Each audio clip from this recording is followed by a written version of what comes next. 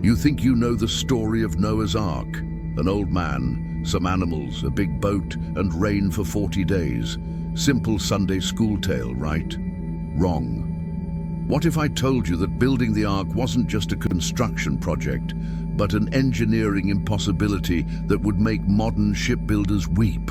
What if the real miracle wasn't surviving the flood, but creating a vessel so massive, so precisely designed, that it defied every law of ancient physics? A wooden ship longer than a football field, built without a single nail, without blueprints, without cranes, without any technology beyond stone tools and human hands. Impossible? That's what everyone said. But Noah didn't just build a boat. He built the largest wooden structure in human history, and the details of how he actually did it will change everything you thought you knew. Picture this, 600 years old. Most men at that age can barely walk to the well. Noah was about to begin a construction project that would take 120 years. 120 years of back-breaking labor. To put that in perspective, the Great Pyramid of Giza took roughly 20 years. The Sistine Chapel ceiling took 4 years. Noah's timeline was 6 times longer than the pyramid. Why? Because what God commanded wasn't just ambitious, it was physically impossible by every standard of ancient engineering. The dimensions alone should have stopped him before he started. 450 feet long, 75 feet wide, 45 feet high, 3 complete decks. Do you understand what that means? The Ark was longer than a modern destroyer warship. It had more interior volume than 200 semi-truck trailers. And Noah had to build it entirely from wood, using only gopher wood and pitch, with tools that would look primitive in a medieval museum. But here's where it gets truly mind-bending. Wood warps, wood splits, wood rots. Any wooden ship longer than 300 feet faces catastrophic structural failure. The longest wooden ships ever successfully built in recorded history, the Wyoming-class schooners of the 1800s, were only 320 feet long, and they still leaked so badly they required constant pumping. They had steel reinforcement, they had precise measurements, they had experienced shipwrights and advanced joinery techniques, and they still barely worked. Noah's Ark was 130 feet longer, and he was building it 3,000 years earlier with 0 shipbuilding experience. So how did he even begin? The first problem was the most obvious. Where do you even find that much gopher wood? Scholars debate what gopher wood actually was. Some say cypress, others say cedar or pine, but whatever it was, Noah needed thousands upon thousands of trees. Not just any trees, straight trees, mature trees, trees without rot, without excessive knots, without the defects that make wood unusable for construction. If we estimate conservatively, the Ark required at least 3,000 massive trees, each one 60 to 80 feet tall and 3 to 4 feet in diameter. Now imagine you're Noah. You're living in a world where the concept of deforestation doesn't exist because there are more trees than humans could ever count. But you need specific trees, and they're scattered across miles of wilderness. No roads, no maps, no way to mark which trees you've selected except your own memory and perhaps some carved symbols. You need to survey an entire forest, identify the right specimens, and somehow remember where each one is located. And remember, you're doing this alone, or with just your 3 sons, 4 men, thousands of trees, hundreds of square miles of untamed woodland.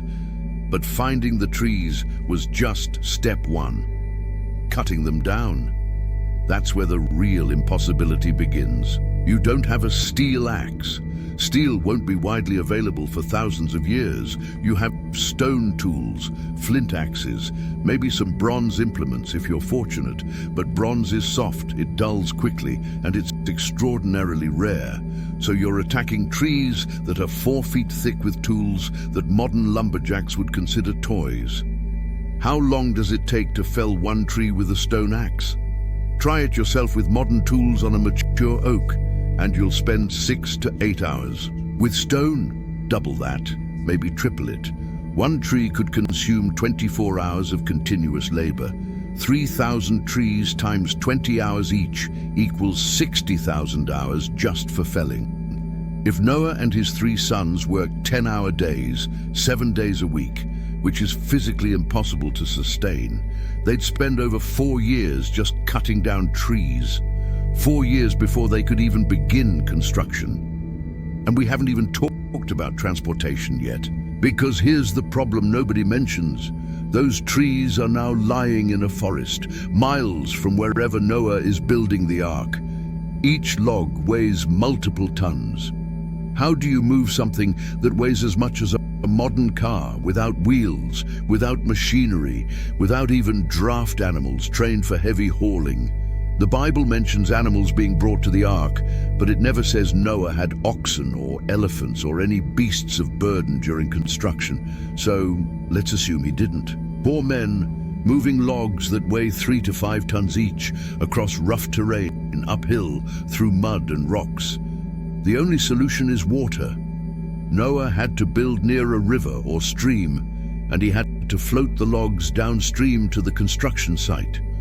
But that means selecting trees only near waterways, which drastically limits your options and extends your search radius. It means waiting for seasonal rains to raise water levels high enough for floating. It means losing logs when they get caught on rocks or swept away by currents.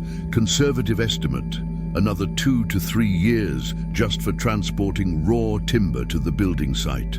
7 years gone, and Noah hasn't cut a single plank. Now comes the truly backbreaking part, processing the timber.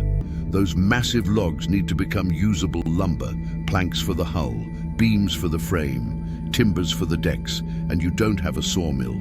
You don't even have a decent saw. What you have are wedges, stone hammers, and an ancient technique called splitting. You find the grain of the wood, you hammer in a wedge, you wait for the wood to crack along its natural lines. You hammer in another wedge. You repeat this process hundreds of times until a massive log becomes multiple planks.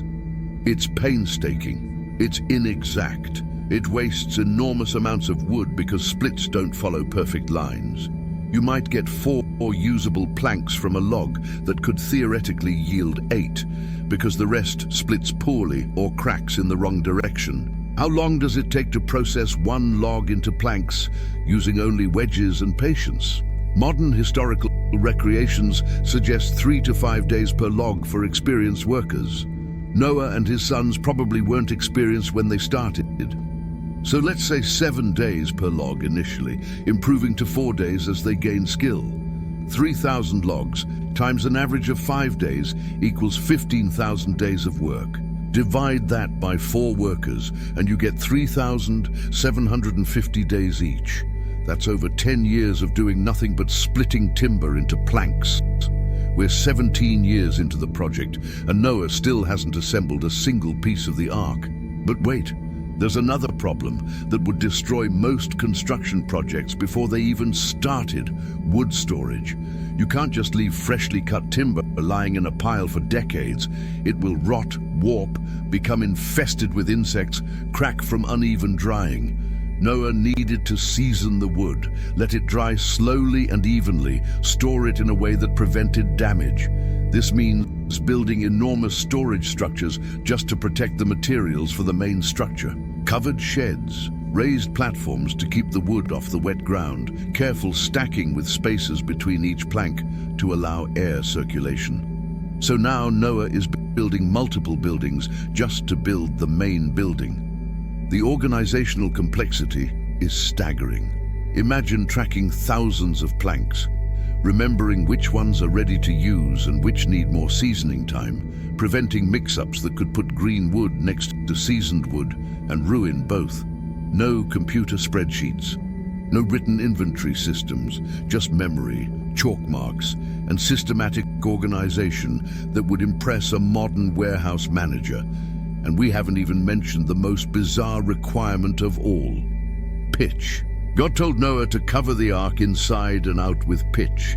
Pitch is basically ancient tar, a waterproofing sealant made from heated tree resin. Sounds simple, right?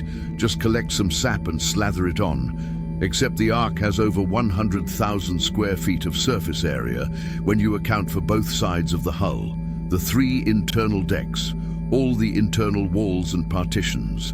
100,000 square feet of wood that needs to be completely sealed against water. How much pitch is that?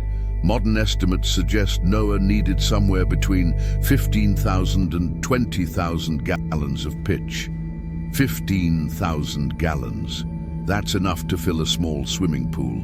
And you're making it by collecting tree resin, heating it over fires until it liquefies, straining out impurities, and storing it in containers that won't melt or leak. Where do you even get that much resin?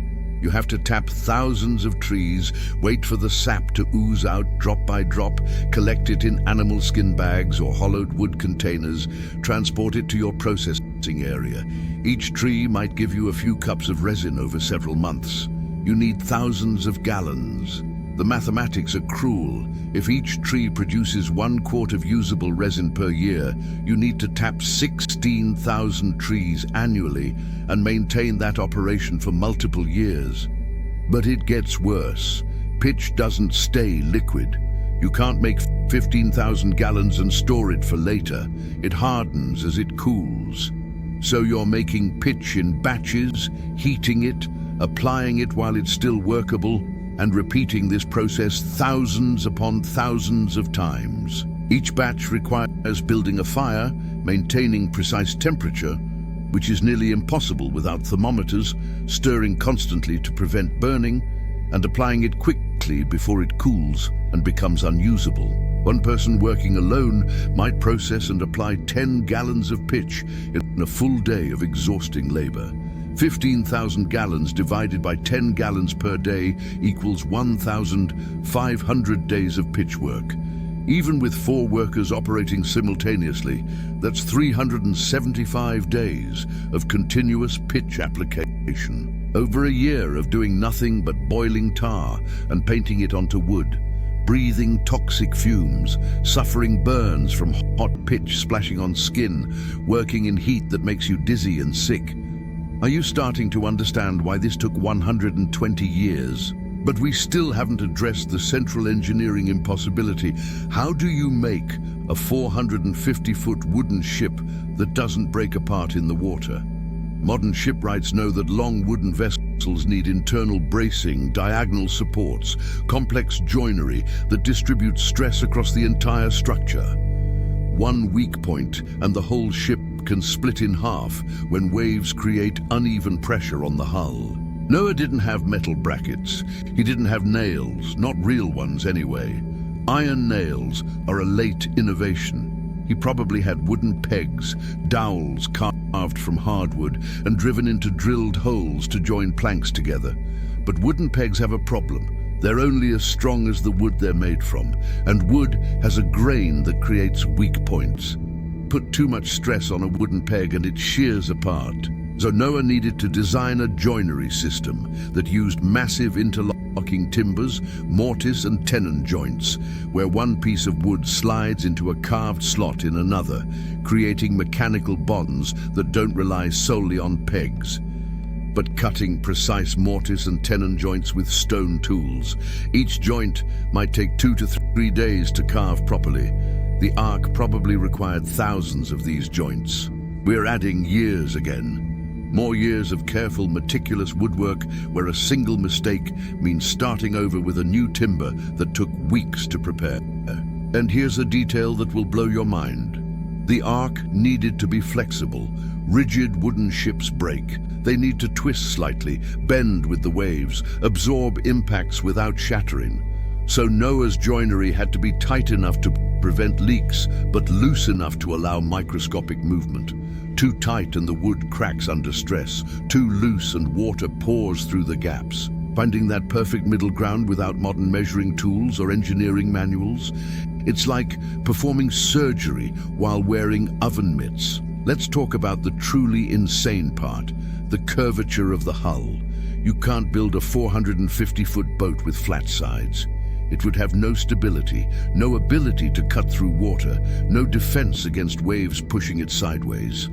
The hull needs to curve, both from front to back and from top to bottom. That means every single plank in the hull is a different shape. Not one plank is identical to another. Each one needs to be custom fitted, carved to follow the curve, adjusted until it fits perfectly against its neighbors. How do you create a curved hull when every plank is 20 to 30 feet long and weighs hundreds of pounds? You can't just bend them. Wood that thick will snap before it curves. The only solution is steam bending, an ancient technique where you heat wood with steam until the fibers become pliable, then slowly bend it into shape and hold it there until it cools and retains the curve. But we're talking about planks that are 4 inches thick and 30 feet long. You need a steam chamber big enough to hold them, fires hot enough to generate continuous steam for hours, and the physical strength to bend heavy timber while it's hot without burning yourself or letting it spring back. 4 men trying to bend a 30-foot plank while steam is scalding their hands and arms, racing against time before the wood cools and becomes rigid again. One mistake, one moment where someone loses their grip, and the plank springs back with enough force to break bones. How many injuries did Noah and his sons suffer? How many burns, cuts, smashed fingers, wrenched shoulders? The Bible doesn't mention it, but physics demands it. You cannot build something this massive without blood and pain. And every curved plank needs to be fitted precisely. You hold it up against the growing hull structure, mark where it doesn't quite fit, take it down, shave off material with stone tools, hoist it back up, check again, adjust again. A single plank might require 20 or 30 attempts before it fits properly. Multiply that by the thousands of planks needed for the hull alone, and you're looking at years of fitting and adjusting. Now imagine this. You're 30 years into the project. The ark is starting to take shape, the massive skeleton of the hull is visible, ribs of timber rising from the foundation like the bones of some impossible beast, and your neighbors think you're insane. They've been watching you for 3 decades, watching you cut trees, split logs, boil, pitch, fit planks, and for what? There's no flood. There's never been a flood. The sky is clear, the sun shines, life continues exactly as it always has. The mockery must have been relentless. Noah the madman, Noah the fool, building a giant wooden box in the middle of dry land, claiming God spoke to him, warning about waters that will never come. Can you imagine the social isolation, the loneliness of being the only person who believes what you're doing matters? Your own extended family probably thought you'd lost your mind. Former friends crossed the street to avoid you. Children threw stones and laughed, but Noah kept building, day after day, year after year, ignoring the scorn, ignoring the exhaustion, ignoring the voice in his own head that must have whispered doubt during the darkest moments. What kind of faith does that require? Not the easy faith of a single prayer or a moment of belief, but the grinding, relentless faith that keeps your hands moving when every muscle screams for rest, that keeps you climbing back up onto the scaffolding for the 40,000th time, that sustains you through decades of work with no proof that any of it matters. Let's talk about the interior structure, because this is where the engineering becomes truly sophisticated. 3 decks, each one requiring support beams strong enough to hold the weight of thousands of animals plus their food and water. The bottom deck alone needed to support hundreds of tons. How do you calculate load-bearing capacity without mathematics? Noah had to intuit it, probably through trial and error during construction. Put up a beam, test it with weight, see if it flexes too much, reinforce it if necessary, learn from each experiment. The deck beams had to span 75 feet from one side of the ark to the other. A 75-foot beam of solid wood is nearly impossible to create. Even the largest trees don't grow perfectly straight for that length. So Noah had to use a technique called scarf jointing, where multiple shorter beams are joined end to end with overlapping diagonal cuts that distribute stress across the joint. Each scarf joint had to be carved with perfect precision, the angles exact, the surfaces smooth, or the joint would fail under load. Imagine carving a 12-foot diagonal cut into the end of a massive timber, making sure the angle is perfect without protractors or measuring tools, just your eye and your experience. Then carving the matching cut on another timber so the two fit together like puzzle pieces. Then drilling holes through both pieces and driving wooden pegs to lock them together. Then repeating this process for every single deck beam, every support timber, every structural element in the entire vessel. The amount of precision required is staggering. We're not talking about rough carpentry where close enough is good enough. We're talking about engineering tolerances where a quarter-inch error could mean the difference between a joint that holds and a joint that fails catastrophically when the ark is tossed by 50-foot waves. And speaking of waves, let's address the stability problem. A rectangular box floating in turbulent water will roll. It will flip over. Naval architects spend years learning how to design hull shapes that remain upright in storms, and they have computers to model every possibility. Noah had none of that. But somehow, the ark's proportions, 450 feet long by 75 feet wide by 45 feet high, create a length-to-width ratio of 6:1. Which modern naval engineers recognize as nearly optimal for stability in rough seas. Coincidence? Or did God provide Noah with divine intuition about hydrodynamics that wouldn't be formally understood for thousands of years? The ark didn't need to sail anywhere, it just needed to float and stay upright. But those exact proportions mean it would naturally orient itself perpendicular to oncoming waves, presenting the smallest profile to wave impact, riding up and over swells rather than being broadsided and capsized. It's a design so elegant that modern ark replicas built to the same specifications have proven to be remarkably seaworthy. But Noah didn't know any of this theoretically. He just built what God commanded, trusting that the dimensions were right, even though he had no way to verify it until the flood actually came and either the ark floated or it sank and killed everyone aboard. Now let's talk about the most overlooked aspect of the entire project, waste management. You're building a vessel to hold thousands of animals for over a year. Those animals are going to produce waste, enormous amounts of waste. Elephants alone can produce 300 pounds of dung per day. Multiply that by pairs of every large animal species, and you're looking at tons of manure accumulating daily. Noah had to design a waste removal system, the most likely solution. Sloped floors with drainage channels that allowed liquid waste to flow to collection points, possibly with holes in the hull below the waterline where waste could be flushed out by water pressure. But designing a system like that requires understanding fluid dynamics, gravity flow, and prevention of backflow when the ark rocks in waves. Get it wrong, and the entire interior becomes a toxic, disease-ridden cesspool within weeks. So Noah needed to carve drainage channels into wooden deck planks, angle them precisely so waste flows in the right direction, seal them with pitch so they don't leak into lower decks, and create one-way valves or baffles that allow waste out, but don't let water in when waves wash over the hull. All of this with stone tools and wood. All of this based on theory and hope, because he couldn't test it until the ark was loaded with animals and floating in the flood. The ventilation system was equally critical. Thousands of animals breathing in an enclosed space will quickly deplete oxygen and fill the air with carbon dioxide and ammonia from waste. The Bible mentions a window, but one window isn't enough. Noah probably incorporated multiple ventilation shafts, channels that allowed air to circulate from top to bottom decks, possibly with baffles to prevent rain from pouring straight down the shafts during storms. But here's the catch. Those ventilation shafts create structural weak points. Holes in decks mean less structural integrity. Every shaft needs to be reinforced around its perimeter, framed with extra timbers to compensate for the wood that was removed.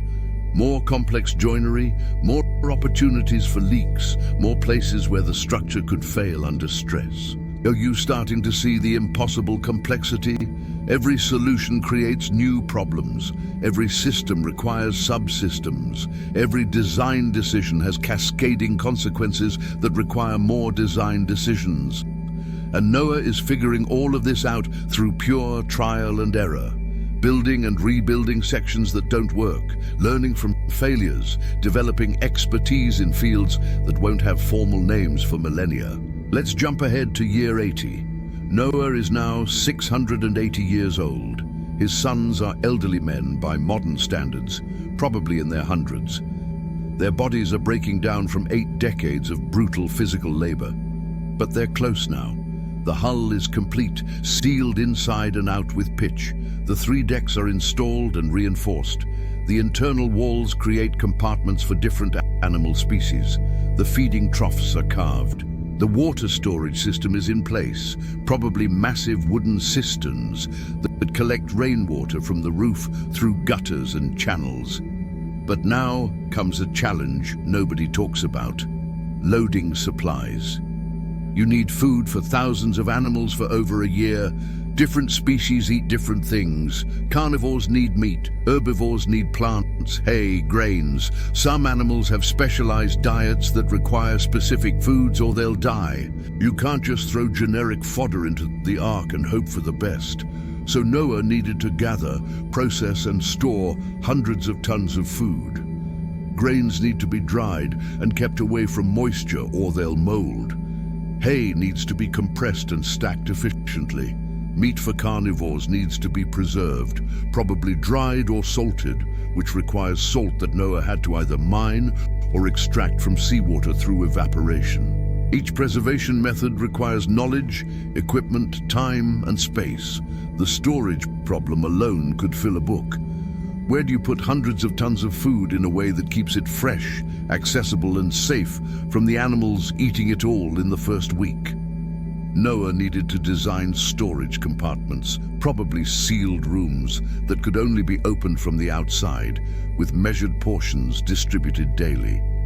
That means planning ahead for portion sizes, calculating how much each animal species needs per day, multiplying by the number of days the flood would last, and making sure you brought enough without bringing so much that storage becomes impossible.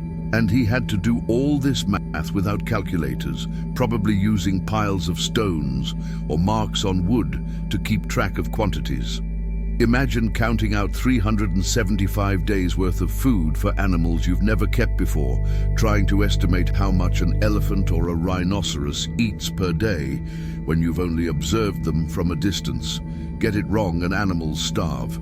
Bring too much and you waste precious storage space that could have held water or other necessities. Water storage might have been even more critical than food. Animals need water constantly. A single elephant can drink 50 gallons per day. Multiply that by all the large animals and you're looking at thousands of gallons of fresh water consumed daily. Where does it come from during the flood? Rainwater, presumably, but rain is inconsistent. You might have heavy rain one day and none for a week. You need reserve capacity, cisterns that can hold weeks' worth of water in case the rain stops. But water is heavy, 8 pounds per gallon. If you're storing 10,000 gallons as reserve capacity, that's 80,000 pounds, 40 tons of weight that the ark's structure needs to support. And unlike food, which gets lighter as it's consumed, water weight remains constant until it's used. Noah had to engineer the hull and deck supports to handle this massive shifting load without cracking or sagging. The logistics become even more staggering when you consider the animals themselves. God commanded Noah to bring 2 of every unclean animal and 7 of every clean animal. Scholars debate the exact numbers, but conservative estimates suggest somewhere between 2,000 and 7,000 individual animals. 2,000 creatures of wildly different sizes, temperaments, dietary needs, and environmental requirements, all living in close quarters for over a year. How do you even gather them? The Bible says the animals came to Noah, which is itself miraculous, but once they arrived, someone had to organize them. You can't put predators next to prey. You can't put animals that need cold temperatures next to animals that need warmth. You can't put creatures that are naturally aggressive next to nervous, easily frightened species. Every compartment assignment required knowledge of animal behavior that most modern zookeepers would struggle with. And Noah had to learn it all on the fly. He had 7 days after the animals arrived to get them settled before the flood began. 7 days to organize thousands of creatures into appropriate spaces, make sure each had adequate room, verify that feeding systems would work, check that ventilation reached every compartment, confirm that waste drainage functioned properly.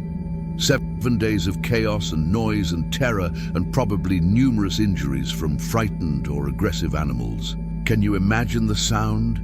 Thousands of animals calling, roaring, bellowing, screaming in fear and confusion. The smell of that many creatures in enclosed space, even with ventilation, must have been overwhelming. The constant movement as animals paced, fought for space, tested the barriers between compartments. Noah and his family probably didn't sleep for those 7 days, just rushed from crisis to crisis, separating animals that were fighting, calming those in panic, treating injuries, adjusting arrangements that clearly weren't working. And then the rains started.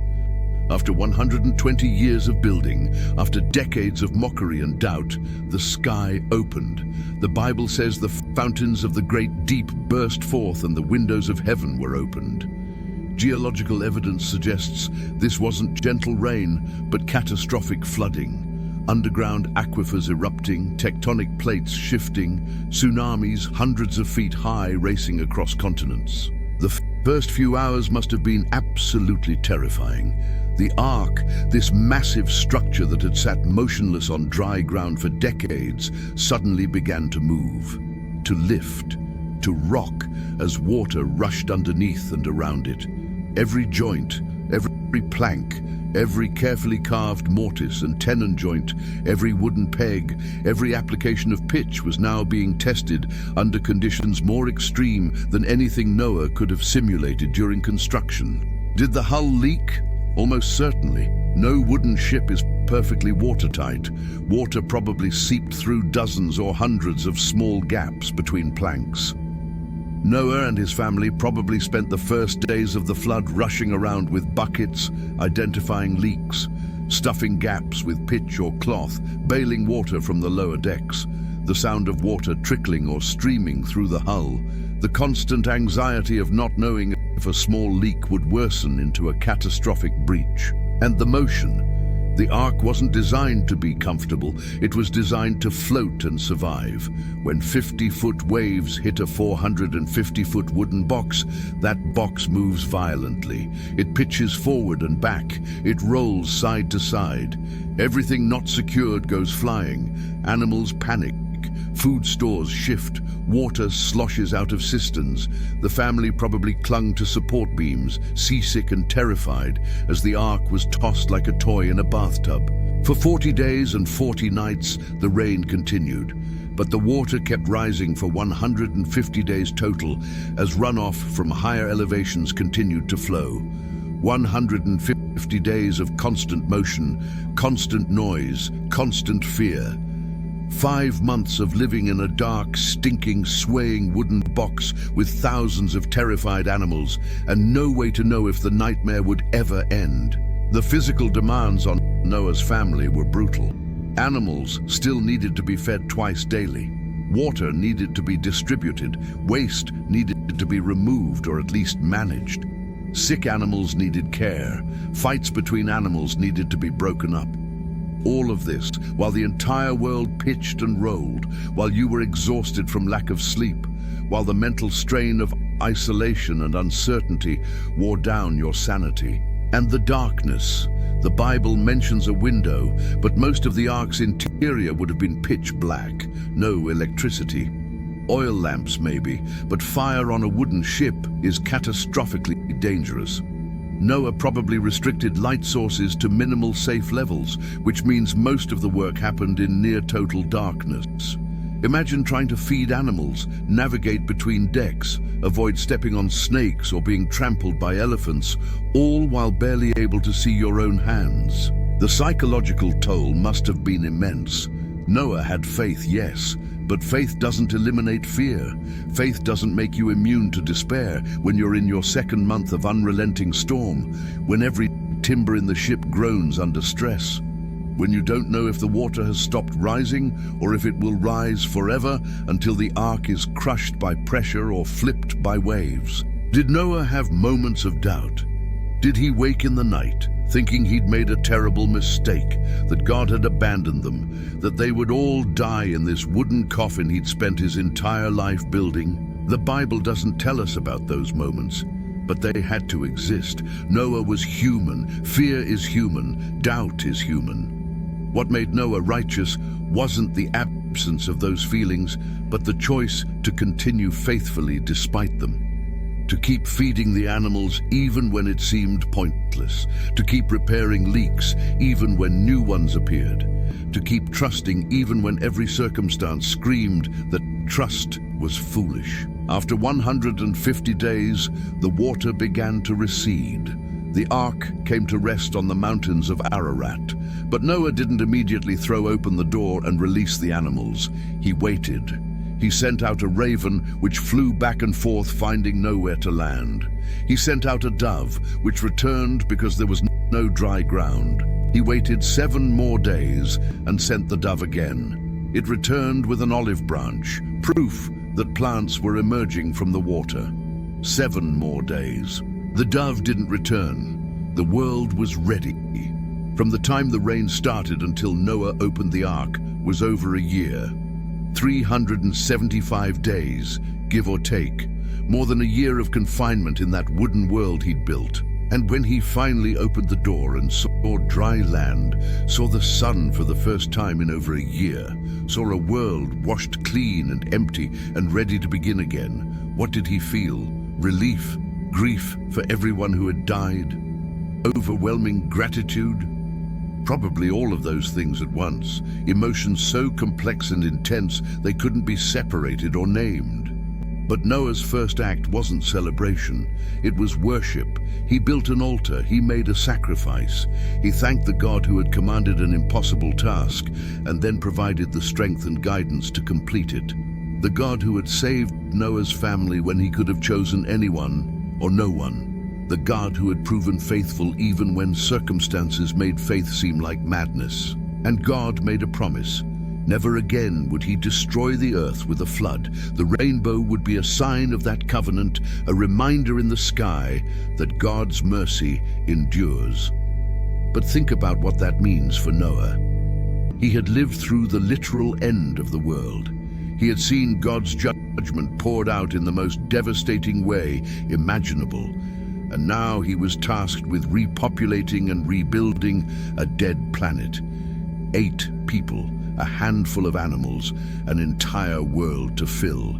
The scale of that responsibility is almost incomprehensible. Noah wasn't just a survivor, he was a second Adam, a new beginning for humanity. Every person alive today traces their lineage back to Noah and his family.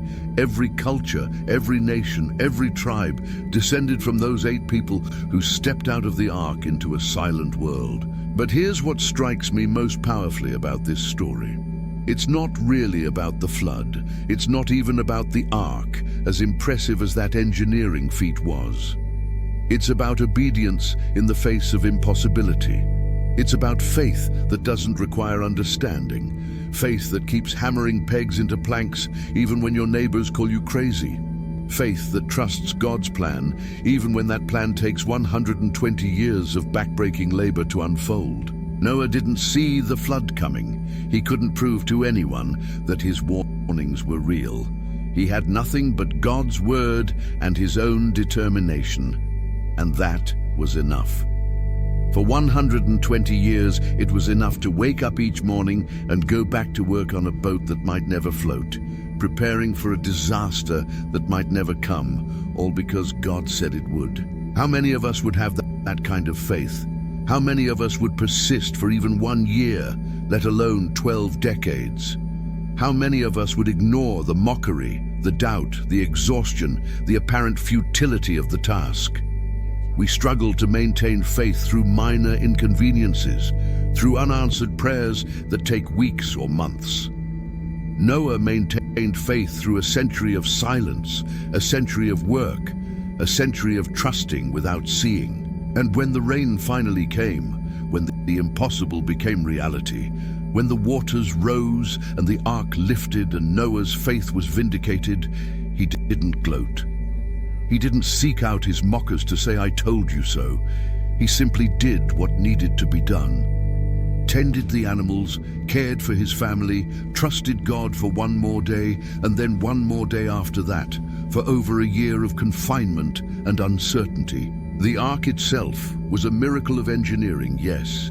The gathering of the animals was miraculous. The survival of 8 people and thousands of creatures through a global cataclysm was miraculous. But the real miracle was the human heart that stayed faithful when everything, absolutely everything, said faith was foolish. That's the detail nobody talks about. That's the part of the story that should shake us to our core.